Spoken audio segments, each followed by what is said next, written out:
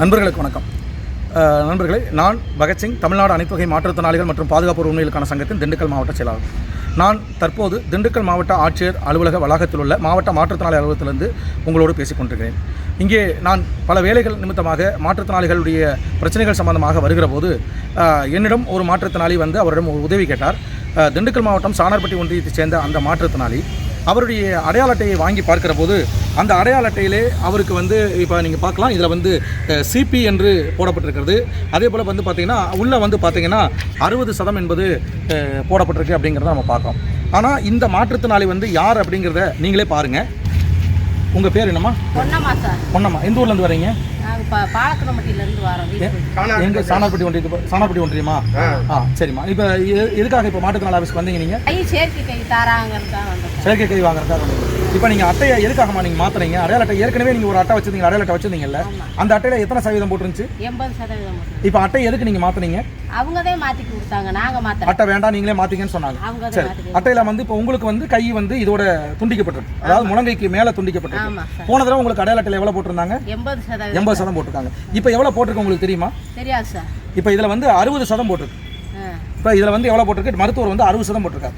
அதாவது முழங்கைக்கு கீழே கை கட்டானா 60, 65, 70ன்னு போடலாம். முழங்கைக்கு மேலே கட்டாச்சுன்னா 75க்கு மேலே தான் போடணும்.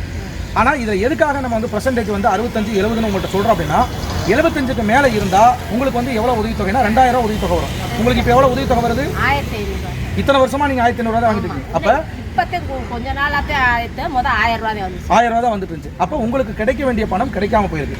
அது மட்டும் இல்லாமல் மருத்துவர் என்ன எழுதியிருக்காருன்னா, மருத்துவர் உங்களுக்கு கை துண்டிக்கப்பட்டுள்ளது அப்படின்னு சொல்லி இந்த அட்டையில் எழுதியிருக்காரு. ஆனால் இதை பதிவு செய்த மாவட்ட மாற்றுத்திறனாளி அலுவலகத்தில் என்ன போட்டிருக்காங்க அப்படின்னா, சிபின்னு போட்டிருக்காங்க. சிபின்னா பார்த்தீங்கன்னா நீங்கள் பார்க்கலாம், சிபின்னு போட்டிருக்காங்க. சிபின்னா மூளை முடக்குவாதம் சொல்லி போட்டிருக்காங்க. அப்போ உங்களுக்கு மூளை முடக்குவாதமா? இல்லை சார். அப்போ இது தவறு நடந்திருக்கா இல்லையா? இப்போ சாதாரண அப்புறாணி மக்கள் இது மாதிரி பாதிக்கப்பட்டது. உங்களுக்கு ஒன்று மூளை முடக்குவாதம் போட்டது முதல் பாதிப்பு. ரெண்டாவது விஷயம் பாருங்கள், இந்த அடையாள அட்டையில் பார்த்தீங்கன்னா நம்பர்ஸ் பாருங்கள் எந்த அளவுக்கு தெளிவாக போட்டிருக்காங்கன்னு பாருங்கள். கொஞ்சம் கூட தெளிவில்லாமல் நம்பர் போட்டிருக்காங்க. இதனால் பேருந்தில் போகும்போது என்ன ஆகும், பஸ்ஸில் கால்பம் கட்டணத்தில் போகிறோம்ல, அப்போ இந்த நம்பர் தப்பு, இது வேறு அட்டை வாங்கிட்டு வா அப்படின்னு சொல்கிறதுக்கான ஒரு வாய்ப்பும் இருக்குது. அது மட்டும் இல்லாமல் இந்த மாற்றுத்திறனாளி அலுவலகத்தில் பதியும் போது பொன்னம்மா மற்ற விஷயங்கள் எல்லாம் சரியாக இருந்தாலும் என்ன போட்டிருக்காங்க, சிபி செரிபிள் பாலிசி அப்படின்னு சொல்லி 60% போட்டிருக்காங்க. இதை பார்த்துட்டு மாற்றுத்திறனாளி அலுவலகம் கையெழுத்து போட்டிருக்காங்க. மொத்தம் இங்கே 2 விதமான தவறுகள் நடந்திருக்கு. ஒன்று, இவர்களுக்கு ஊனத்துடைய தன்மையை குறைத்து போட்ட மருத்துவர் முதல் தவறு செய்திருக்கிறார். ரெண்டாவது, இந்த அடையாள அட்டையை பதிவு செய்வதற்காக மாற்றுத்திறனாளி அலுவலகத்துக்கு வந்தபோது அந்த அலுவலகத்தில் வேலை பார்க்கக்கூடிய ஊழியர் மருத்துவர் ஏகே ஆம்பிட்டி என்று சொல்லக்கூடிய கை துண்டிப்புன்னு போட்டிருந்தாலும் அதை பார்த்து விட்டு இவர் என்ன போட்டிருக்காரு, சிபி என்று போட்டிருக்காரு. சிபினா செரிபிள் பாலிசின்னு போட்டிருக்காரு. இது 2வது தவறு. இது எல்லாமே பார்த்தும் கூட இத்தனை தவறுகள் நடந்திருக்கிற போது கூட இது எல்லாம் கவனிக்காமல் நம்முடைய மாவட்ட மாற்றுத்திறனாளி அலுவலர் இந்த அட்டைக்கு கையொப்பம் போட்டிருக்காரு. அப்போ இது 3வது தவறு. அப்போ இது மாதிரியான தவறுகள் நடக்கிற போது சாதாரண மாற்றுத்திறனாளிகள், அப்புறாணி மாற்றுத்திறனாளிகள் வெறுமனே 1500 ரூபாயை வைத்துக்கொண்டு எப்படி குடும்பம் நடத்துவாங்க? அவங்களுக்கான கை ஊனமுற்றவங்க மூளை முடக்குவாதத்தால் பாதிக்கப்பட்டவங்கன்னு சொன்னால் இவங்களுடைய வாழ்க்கை என்னாகிறது, இவங்களுடைய குடும்பம் என்னாகிறது? நாளைக்கு ஒரு சொத்து பிரச்சனை மற்ற பிரச்சனை வந்துச்சுன்னா உங்களுக்கு மூல வளர்ச்சி இல்லைன்னு சொல்லிட்டு இவங்களுடைய சொத்து முதல் கொண்டு எல்லாமே பாதிக்கப்படக்கூடிய வாய்ப்பு இருக்குது. ஆக தமிழக அரசுக்கு நாங்கள் வைக்கக்கூடிய மிக முக்கியமான வேண்டுகோள், இது மாதிரி ஒவ்வொரு கேம்ப்லையுமே இது மாதிரி நடந்துகிட்டு இருக்குது.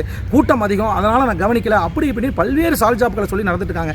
இந்த ஒரு விஷயத்தை கையில் வைத்துக்கொண்டு உடனடியாக தமிழக அரசு கண்டிப்பாக சம்பந்தப்பட்ட மருத்துவர் மேலே நடவடிக்கை எடுக்கணும்.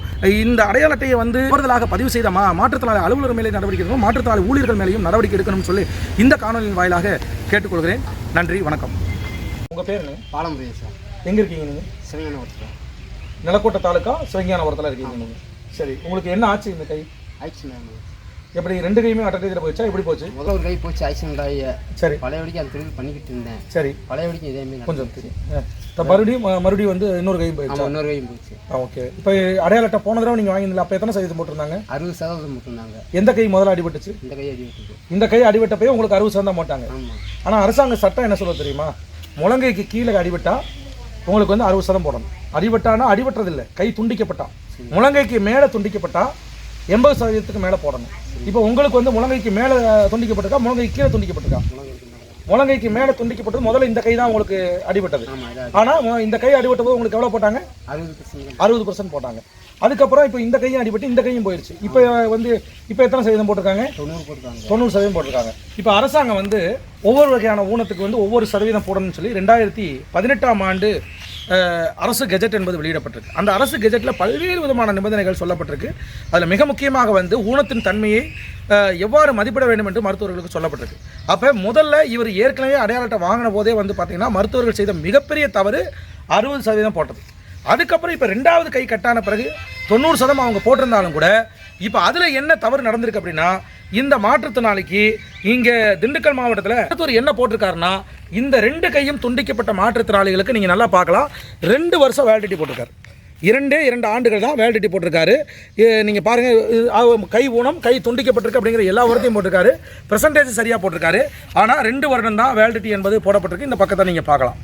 அப்போ நான் என்னுடைய கேள்வி என்ன அப்படின்னா, இப்போ ஒரு முடி வெட்டினா வளரும், நகத்தை வெட்டினா வளரும். இந்த 2 கையும் வெட்டப்பட்டு துண்டிக்கப்பட்டிருக்குது.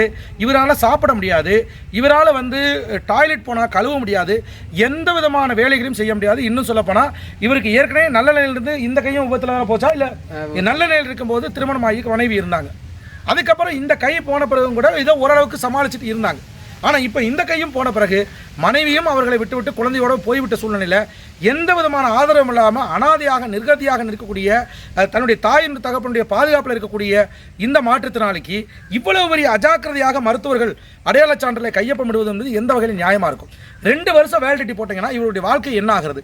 இவருக்கு வந்து 2 வருஷம் வாழ்நாள் முழுக்க இந்த கை வளரப்போதா? இந்த கையும் வளர போகிறதில்ல, இந்த கையும் வளர போகிறதில்ல. அப்போ இப்படிப்பட்ட சூழ்நிலையில் இவ்வளவு பெரிய அஜாக்கிரதையாக மருத்துவர்கள் செயல்படுவது என்று தமிழ்நாடு அனைத்துவகை மாற்றுத்திறனாளிகள் சங்கத்தின் சார்பில் வன்மையாக நாங்கள் கண்டிக்கிறோம். மருத்துவர்களுடைய இந்த செயல் என்பது ஒட்டுமொத்த மாற்றுத்திறனாளிகளையும் சீரழிக்கக்கூடிய ஒரு செயலாக நாங்கள் கருதுகிறோம்.